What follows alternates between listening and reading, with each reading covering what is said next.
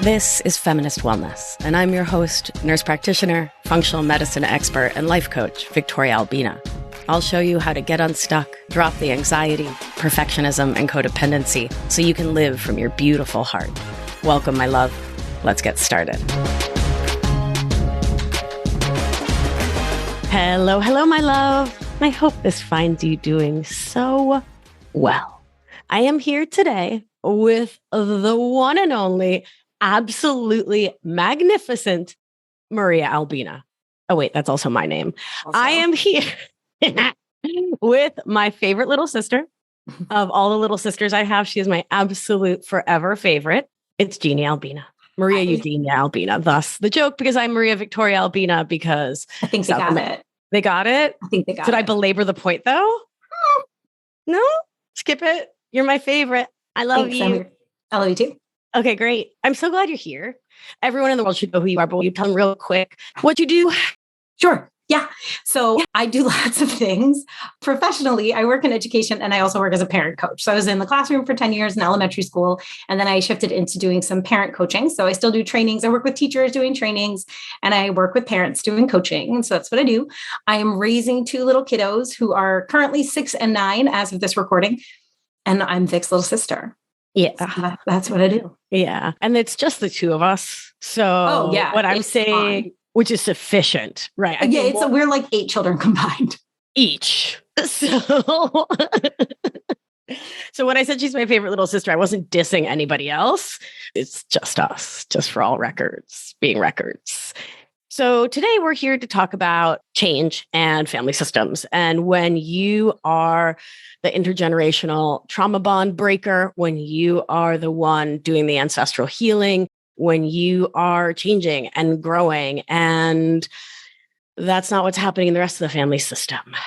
So the upstream and downstream effects of that on the family and on the changer. And I'm excited to dive in. It's a juicy one. It's one my clients talk about a lot. Do you hear this from your clients too? 100%. A lot of my clients. So part of like when we're starting to work together is I just, tell me about you as a human. And I don't prod into people's childhood experiences because I'm not a therapist, but people will often volunteer that they had difficult childhoods.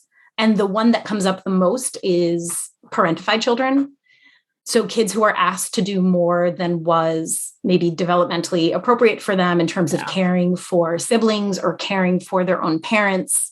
And some of them, I had a client last year who had a parent pass away. And as the oldest of 5, they sort of fell into that parent role. So it's not about villainizing the parents. It's not about that, but just saying that oftentimes that's what happens. And so then I think what happens is those folks, so those kids, they grow up, they decide to start parenting, or they find themselves in a position where they are parenting someone. And they're like, I don't want that experience for my kids. If I can make it different, I want to make it different. And then will lead to looking for like a parent coach or looking to work with someone like you, because the idea is, like you said, to make some intergenerational change. Right. And to be the one who's making that change, it takes a lot of strength and a lot of courage. And I think a lot of self-reflection, obviously. I hear that a lot with parents. I'm trying to think if I've ever had a client who was like, my childhood was peachy perfect. I feel like they're not looking for coaches, those securely attached, right? These are folks who want to be really intentional with their parenting. Yeah, right on, which is so beautiful. Yeah. And I want to make a sort of quick aside that I think is really important about the concept of parentified children. So we're South American, right? We're from a culture and community where generations live together, where the concept of who does what within the home is a little more vast. Maybe there's a different breadth and depth to it than in the US, perhaps. And so kids helping out around the home, folks living with their grandparents, like that's how most of the world does, right? And so for me, and I'd be interested to get your opinion on this, Genie, how I think about what a parentified child is versus a child who is integrated into the family system as part of helping and part of just being part of a community, right? Mm-hmm. The family unit as a community, as its own little village. The difference is in the conceptualization of the role, right? So in the global South and most of the world, it's like you are a kid who is a kid and kids help do these things, right? Kids have these helping roles that are really important. And a parentified child is a child who energetically is actually in the parent role, right? Which is really different If someone's looking back on their own childhood or how they're raising their kids and they're asking, was I parentified? What could they ask themselves? What might you encourage them to look at? I think that a place to look to, and especially if they also want to diagnose if they're like inadvertently doing it to their own children, is sort of what is like the energy of the family system. I think that often when kids are truly parentified, like put into the parent role, it's because the folks who are the parents, the adults, let's say, right, the grownups, they are in a space where they are overwhelmed, are under-resourced. They're in a place where they are maybe even inadvertently handing the reins over to someone who truly doesn't have, like you said, that cultural support, right, where everyone's doing it. And I think that sometimes there's like frenetic energy or there's disorganized energy in the family system. And that's what leads to a kid having to take on a role. Sometimes if there's a death, if there's a divorce, if it's just, horrible relationship among co-parents, if it's one parent raising lots of kiddos, and there can be a lot going on. Right. But I think you make a really valid point. I mean, I do working with a pair of co-parents right now. And one of them was like, I was the oldest of 6. I mean, I took care of my little siblings a lot, but it sort of rolled off their back. So I think because they grew up in a more rural area, where there were a lot of families that had lots of kids. And there was, like you said, the cultural norm was, the oldest is going to help with the little ones, like obviously. Right. And this person didn't feel put upon, didn't feel like they were being asked to do too much. It just felt like this is kind of what you do. Right. As opposed to clients who have, reported that family life was very tense and terrible. I think it's a difference between a parent saying, okay, this is what we do in our family system. We're going to care for each other in these ways. And that could even be the norm. And someone could grow up and be like, that didn't work for me. But that's different from a parent checking out and saying, someone needs to do this parenting stuff and it's not going to be me. Goodbye. And they can check out literally, energetically, whatever it might be. And I also want to really reiterate, I am yet to meet parents who are like, my goal is to traumatize my children. Truly, parents are doing the best that they can with the resources that they've got at the time. Right. But I think it's the difference between coming from a place of like, this is what we do and this is how we do things. There's like an energetic confidence to it versus like, I can't.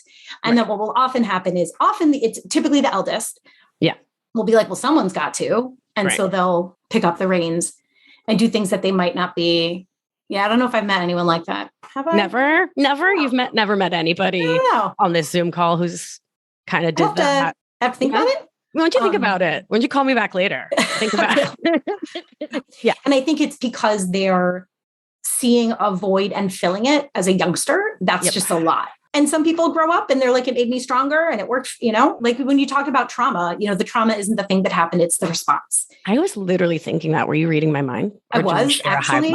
And my mind reading glasses on? No, but go on. Yeah. Trauma's not what happened. It's how your nervous system responded to it. And I think that's why often, kiddos in the same family have very different experiences of being raised.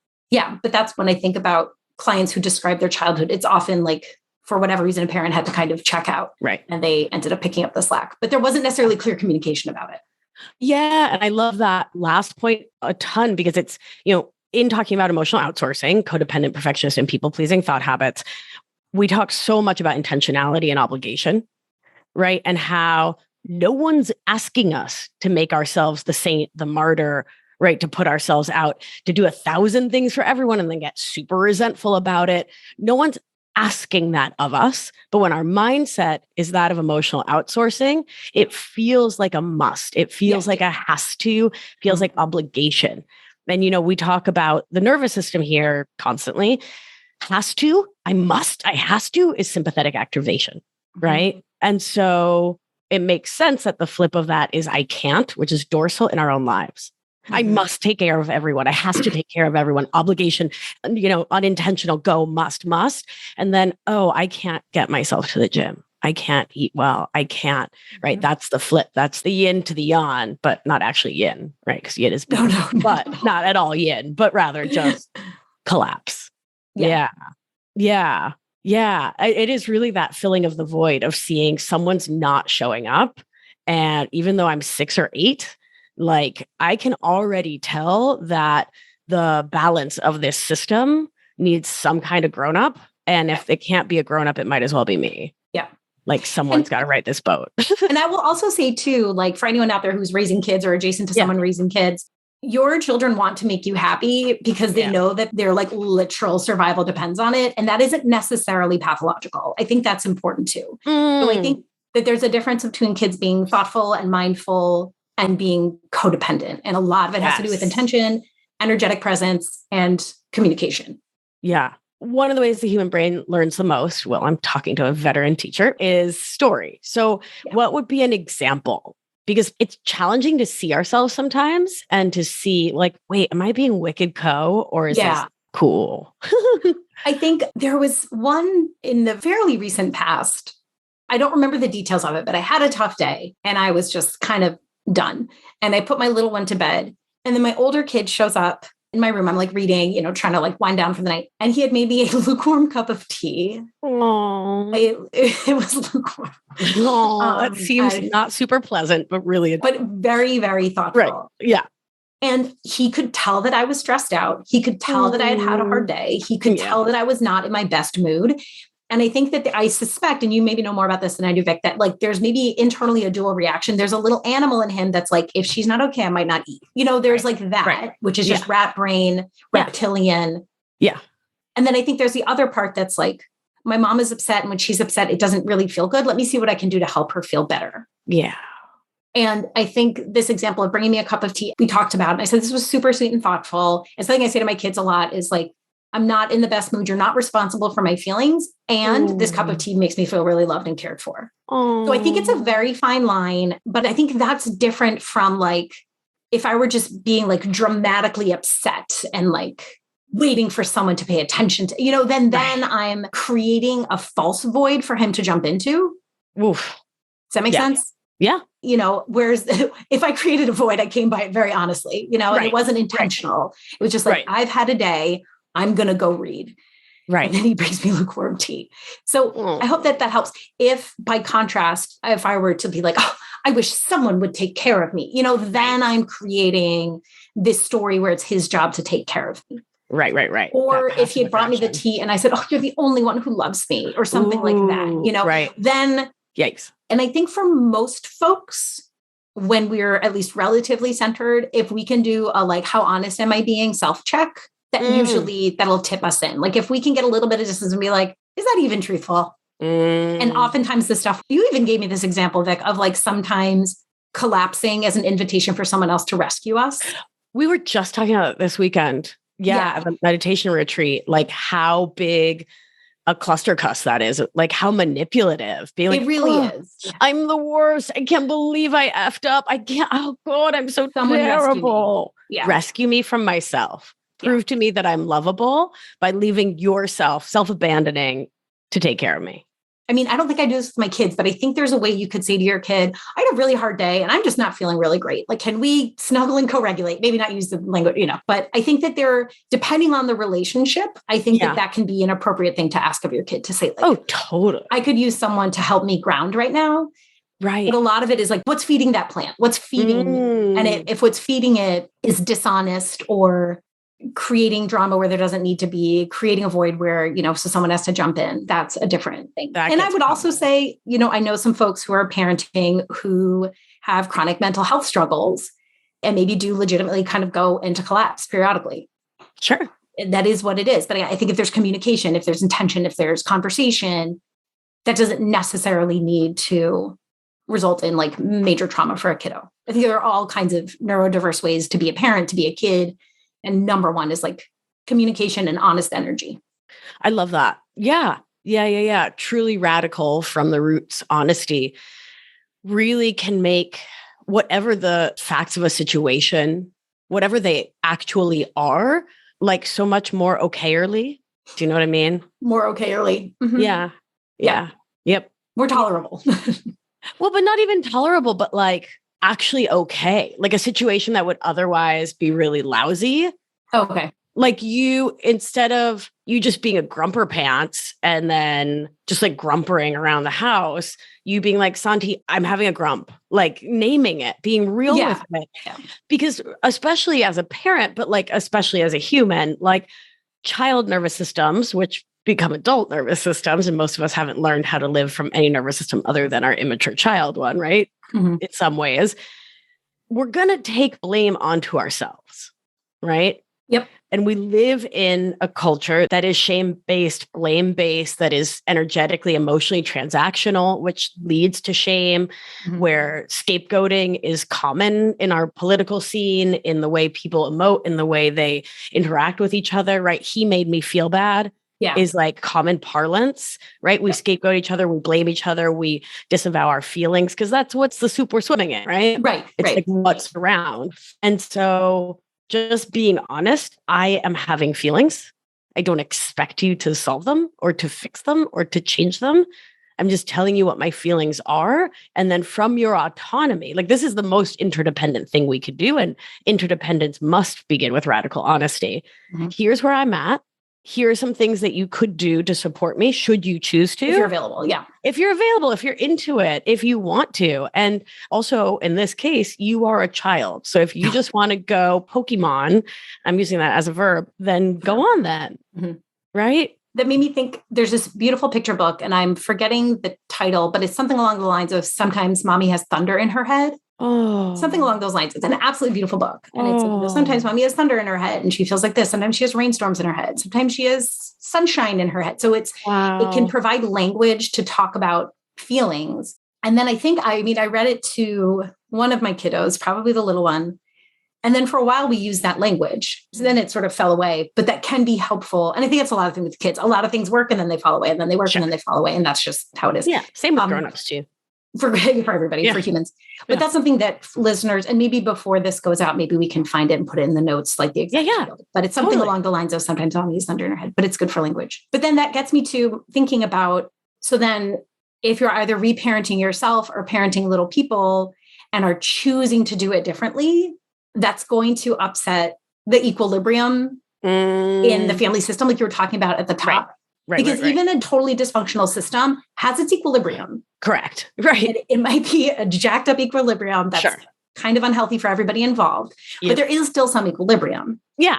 Yeah. And then when one party effectively like jumps off the seesaw or steps off the carousel, the weight shifts. Right.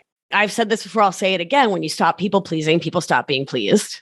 Yes. Right. When you have been self-abandoning so that other people can live a life where they don't have to have their emotions because you're having them for them, you're solving them for them, you're fixing them for them, you're keeping them from having emotions. And then all of a sudden, they are invited to experience sadness, disappointment, frustration, anger. I mean, whatever feeling you were keeping them from having, that's going to be a whole friggin' scene, right? It's a whole thing. Yeah. It's a whole thing. So what do you want to say to someone who's like, well, damn, then I shouldn't change? Keep it up. Find your people. Right. Keep listening to Feminist Wellness. Grab a book. Like do something, whatever will help you know that you are on a path that part of me was going to say that could ultimately heal your family. But at the end of the day, like, girl, who even knows? Like, right. Who even knows? All you can control is yourself. And even that on a good day, you know? But if you're on a path that is honest, healthy, and respectful, right? You know, then, you know, what I suggest to parents at least is find other parents who parent like you. You know, if you're like the one family who is being mindful about certain things that come up with parenting, you know, a little more mindful about screen time, a little bit more mindful about exposure to violent imagery, a little more mindful about dietary stuff, whatever the thing is, find the other people who are with you on that. If you're making intergenerational change about gender roles, if you're making intergenerational change about, you know, what we were talking about before, or maybe even the ways in which we speak to children and whether or not we show them respect and regard, find the other people who are doing something similar to remind you that you're not the unicorn, or there are many unicorns. I don't know, something and it's important to continue to check in with yourself to see, am I being honest with myself and what I need right now? Am I also being respectful of the situation? I think that when we're changing ourselves, it can be tempting to demand that others change with us. Ooh, I did this so hard. We all do it. I totally remember coming home in my 20s, like from Oberlin and from like living in San Francisco and like going to meditation retreats and like doing all this work and then going home and being like, Dad, talk to me. Like trying to demand that the old man have like heart-to-heart conversations with me. Not gonna Which he said, no. Which is on brand. And you know what? It is on brand. It is on brand. It is on brand. And he gets to do his thing. Oh, totally. But that's another point too, right? Like one of the most key parts of all this self-development, growth, evolution, up-leveling, meow, meow, meow, whatever you're going to call it, work is about stepping into ever deeper self-acceptance. Yeah. And part and parcel of that is learning to accept others. Yeah. Right. And so accepting that others may not be interested in like growth as you see it. See as important is like maybe not important to them. Mm-hmm. And you get to have all the feelings you want about that. You can be frustrated, you can be sad, you can be angry, have the feelings, but then check yourself. Like, where are they coming from? And so here's a story. We were coaching about this in Anchored a couple of weeks ago. The story we revealed was this woman's inner child was saying, I, the inner child, will feel safer if my parents make these changes too. Mm-hmm. This is like a 45-year-old grown-ass successful woman with her own family, her own kids, her own career, right? And that little girl inside her, that little 10-year-old was like, I mean, it's okay if I change, but if my mom and dad aren't also changing, then we won't be safe, which makes perfect sense. Absolutely. And for me is the reason why we need to do the reparenting work that you and I both coach folks through, do the inner child work, do the somatics, the body-based work, because the cognitive work's not enough, right? No, because it's all intertwined. Yeah. Because humans are 3-dimensional. So yeah. Right. 4-dimensional because we're going back in time. Right. Whoa.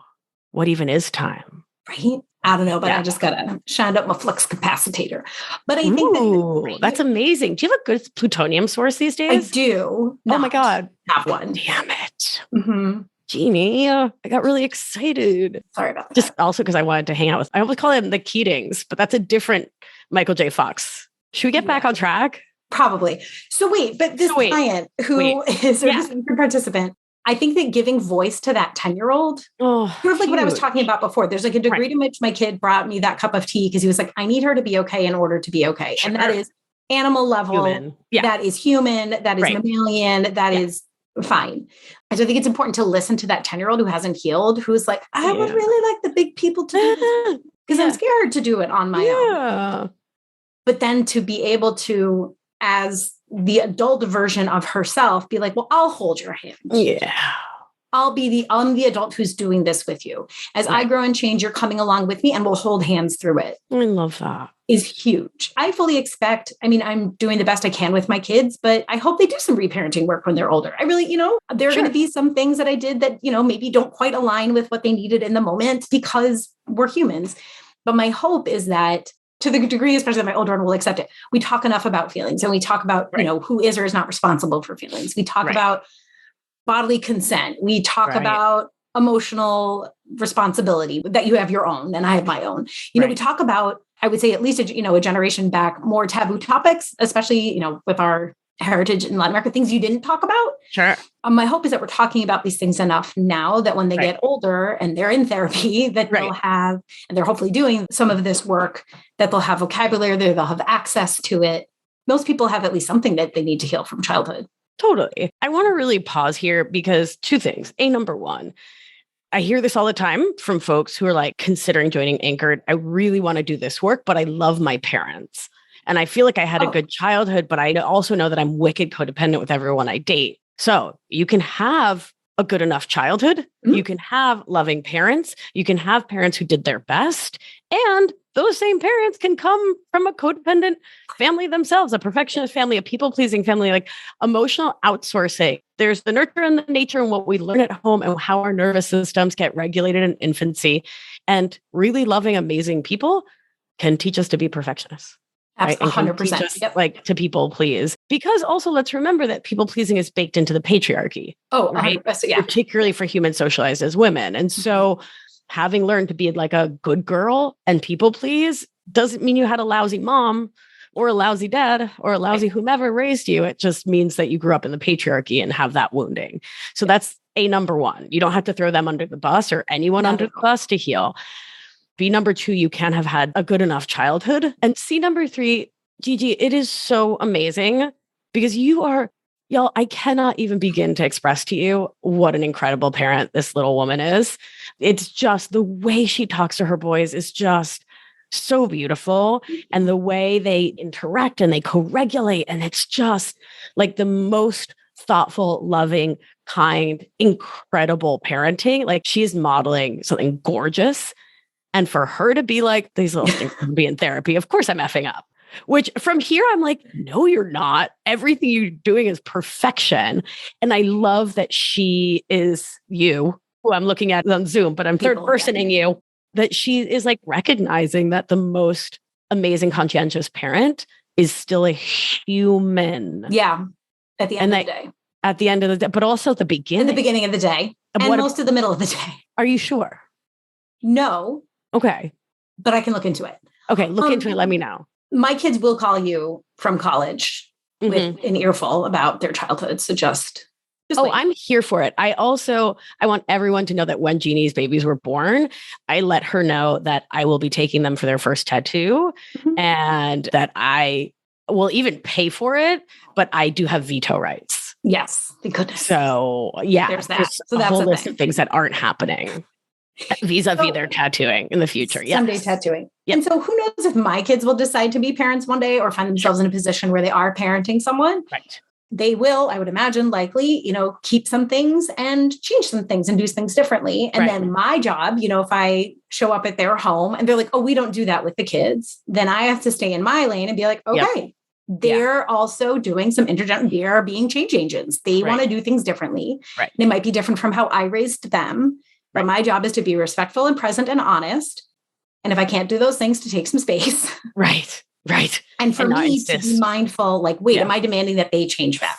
Right. So let's pause for my nerds and define John Bradshaw. Wait, was it Harriet Lerner or John Bradshaw? Change back demand. Oh, I think it's Harriet Lerner. Oh, is it? Okay. My brain's saying it's Bradshaw. It's one or the other. You keep talking. I'll Google it. Okay, so we're talking about a change back demand, which is what it sounds like, which is when we make change and someone in the family or a friend, but someone in our life wants us to be the way we were when we were controllable, manipulatable, when we were living life to please them, when we were being a perfectionist, when we were wrapped up in a codependent dynamic, when we were living our life to make others happy instead of taking care of ourselves. And so the change back demand can sound like, oh, you used to be so fun. You used to go with the flow. Ooh, who's so sensitive now? Oh, okay. So you're setting a boundary. Wait, what? I can't just hug you? Right? On and on. It's really those other people saying, my life was easier when you didn't have agency, when you weren't aware of your autonomy and living an embodied life in which you're present in your body and you're setting limits for and with the world. And so I think, and P.S. it is Harriet Lerner. Oh, cool. So I think something that's important for folks listening is like in a non-stressful, not panic-inducing way, anticipate it. Sure. So, I mean, I think you and I at different points in our lives have gone home and been like, these are foods that physically upset my body. I'm not going to consume them. And we've gotten some responses. And I think it's smart to go in, again, not villainizing, but just saying, okay, this is how it's been for, answer however old you many are. But y'all know where I was going with that, right? Like however old you are, that many years. Right. Yeah. This is how it's been. I am now saying that it doesn't work for me and I'm going to need something different and I'll take care of it. I'll take care of myself. I'll cook for myself, whatever it is, but that is still going to like shift planetary alignment for people. And so you can almost anticipate like, okay, well, they're probably not going to like that. And of course they wouldn't. This is kind of rocking their world, but it's not my job to put their world back in alignment. Totally. Or even try to manage their world. Oh, right? Absolutely. Yeah. And that makes me think of the episode 113. And then there's, of course, You Did, which is 133. And I'll just reteach that concept really quickly. You've known your family for probably for most folks, as long as you've been alive or as long as, you've been in that family and you know what is likely. Right. And so if you, for example, go home and just hypothetically speaking here, tell your food obsessed father that you are not eating gluten because you are healing from chronic lifelong IBS. And he goes, oh, kid, come on. Don't be a pain in the ass. Don't be so demanding. Just eat what you're given. And this is all hypothetical. Hypothetical, right? Totally hypothetical. Absolutely no one knows a tiny Argentine man like this. Then hypothetically, you could say, of course he did. right? Of course he reacted that way. I've known homeboy at that point, like 30 plus years, or hypothetically, this person has known homeboy, hypothetically for 30 plus years. And you know that that's how he's likely to respond. I keep saying likely because we leave room for people to grow and change and surprise us, because that's our whole point, is that we've been growing, we've been changing, we've been healing. So we leave room for miracles, for magic, for wonder. And we don't go in expecting someone to be who they're not. Mm-hmm. We don't go in expecting someone who doesn't like change, right? Be like, oh, wow, you're eating in a totally different way. And now I might be inconvenienced, and that's totally great with me. Because if you go in expecting that, I will quote the poet and say that you are in fact cruising for a bruising. Mm-hmm. And to quote another poet, you might consider checking yourself in advance of wrecking yourself. In advance. Prior to forthwith. Theretofore. Right. And so then you can also use the pairing of course I did, right? Which is like, of course I changed. Of course I grew. Mm-hmm. Like, of course I set a boundary. Of course I spoke my limit. Of course I said what contact was okay. This is the new me. Mm-hmm. Or maybe not the new me. This is the more embodied me, the more present me, the more intentional me. And of course, she acts that way. Of course, he says what he wants. Of course, they speak their truth. The thing that keeps coming up for me is this visual of like strong posture. And I realize not everyone listening may realize different bodies do different things. Yeah. Whatever strong posture means for your body. Right.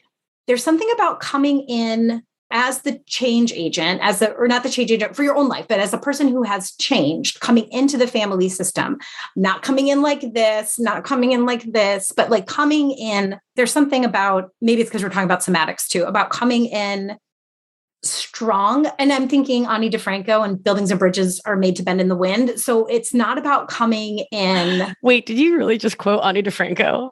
I did. That's amazing. The last episode, I like slipped in a secret Indigo Girls quote. Yeah. So we need to, like you said, come in with a little bit of flexibility that they might surprise us.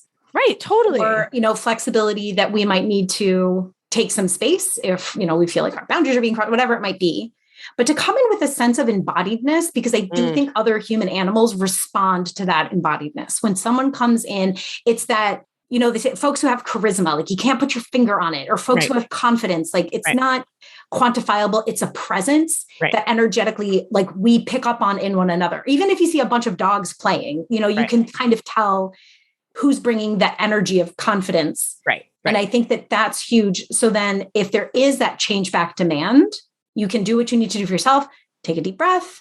Go on a quick walk, whatever it needs to be. Maybe you have like a phrase that you repeat to yourself to center yourself, to say like, I'm sticking to this one. This one's important to me, or whatever it might be. I love that. Yeah. And that's the energy of course I did, right? Yeah, no, I'm sticking to this. Of course I set a good boundary. Yeah, that's what I did. And then there might be awkward silence. Yeah. And you just get to smile and just sit in your truth. Mm-hmm. Yeah. And sitting in your truth, like you said, is so much easier when we're grounded and centered and at home in ourselves. Yeah. And at home in our bodies. I talk a lot about the why of somatics being all about stepping into a greater sense of bodily dignity. Yeah.